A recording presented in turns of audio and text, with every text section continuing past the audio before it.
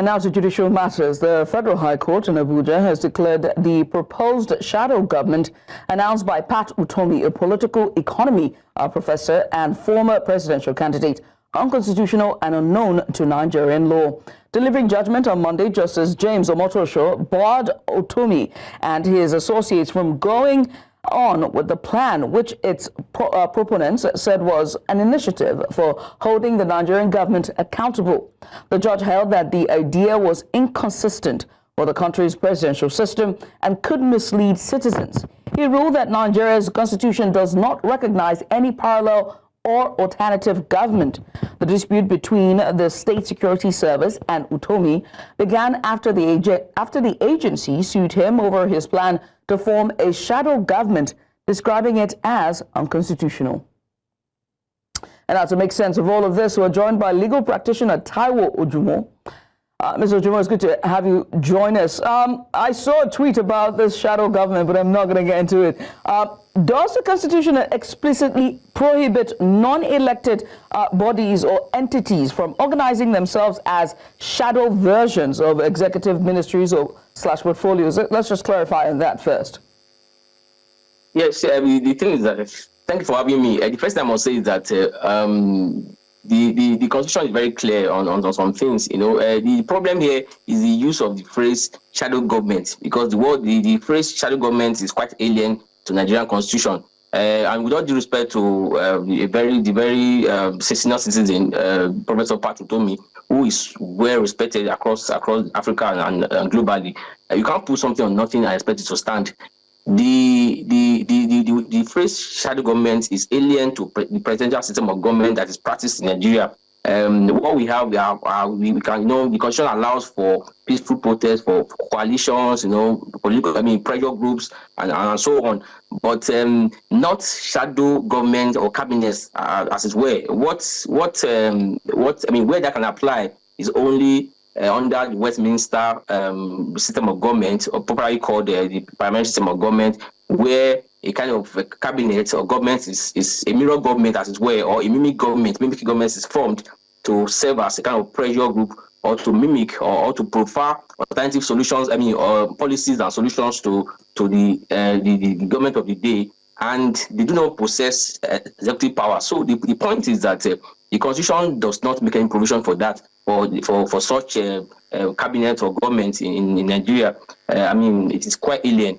And like I said earlier, you can't put something on nothing and expect it to stand. So I agree also with the decision of the Federal Court sitting in Abuja, that, particularly Justice Omotosho, for throwing out the suit, for dismissing the suit on the ground that it is very alien and it is inconsistent to the Constitution of Nigeria as amended.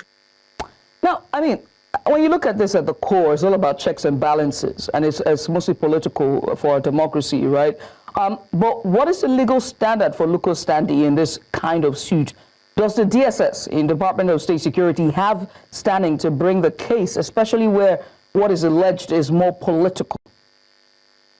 Well, the question you've asked is a very tricky question, but I'm tempted to lean a bit in favor of the DSS, because DSS is actually an agency of the federal government, and so any matter that affects, so one can say that in this particular matter, this particular instance, DSS is acting as an agent of the federal government.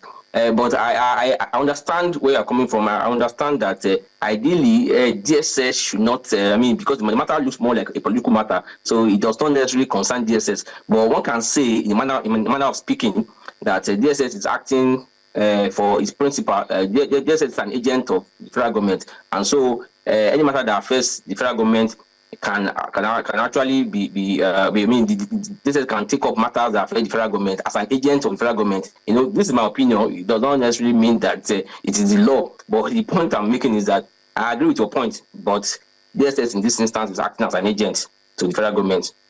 All right, so to what extent can the courts consider the possibility or risk of public disorder or national security threats when evaluating constitutional rights in such cases?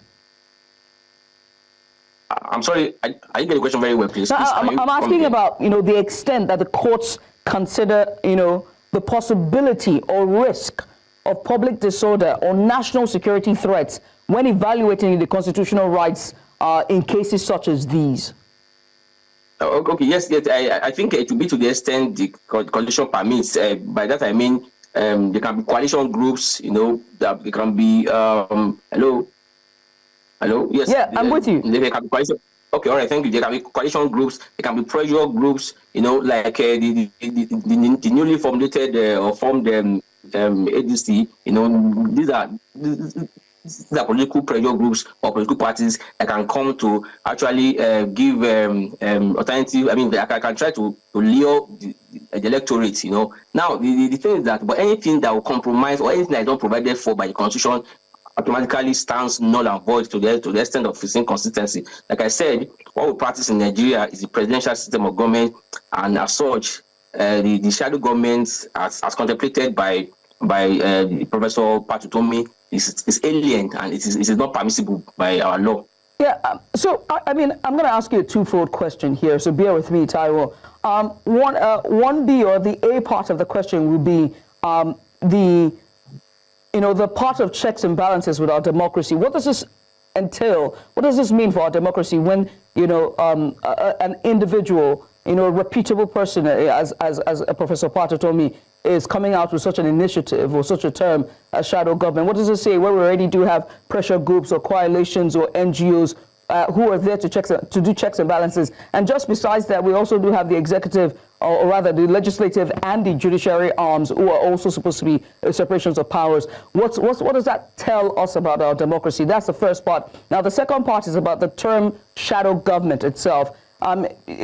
It's been deemed as misleading, causing confusion, even if the entity does not carry any executive function. And when you see the way they describe the shadow government, it is just a pressure point. So let's talk about the term itself, and could the term be misleading to Nigerians, and what does it say about our democracy? Now, yes, I'll start with the question that what does it portend, or what does it say about our democracy? Yes, the thing is that for a personality, well-respected political economist in the person of Professor Pat Utomi, for him to have come out to say, I mean, to attempt to form this kind of cabinet, it tells a lot that something is fundamentally wrong with our democracy. I mean, well, democracy actually encourages opposition, dissenting opinion and the like. But for somebody like Professor to have come out, it means a lot. It means that it is allowed. It is expected that people like that should come and prefer alternative policies that they feel can go a long way in what's it called, in helping the people of Nigeria. So I don't see anything wrong with that. I don't see anything inconsistent with constitution. But the issue here is the use, like I said, the use of the phrase shadow government.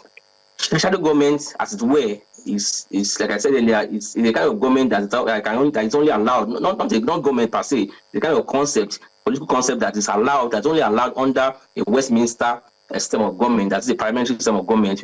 I mean, a particular case is Britain, a British government, where such a cabinet is formed, a shadow cabinet is formed to mimic and to mirror the existing executive. Now, unlike a regular cabinet, they do not possess powers, but at least they can prefer alternative policies and solutions.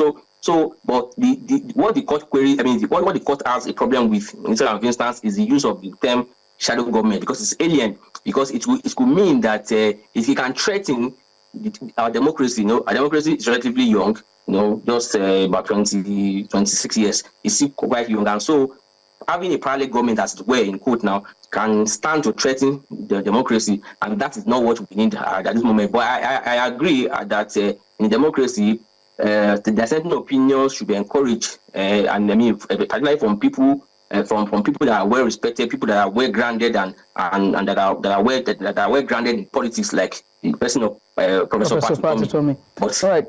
But it is but like I said, it is strange. The term shadow government is alien to presidential system of government, which is practiced in Nigeria. Taiwo, I must say thank you for taking out the time to join us and just give us insight and legal knowledge on this. Taiwo Ojumu, he is a legal practitioner, giving us a bit of insight as the Federal High Court has called the Professor Pat Utomi's initiative, the shadow government, illegal and unconstitutional. Once again, thank you.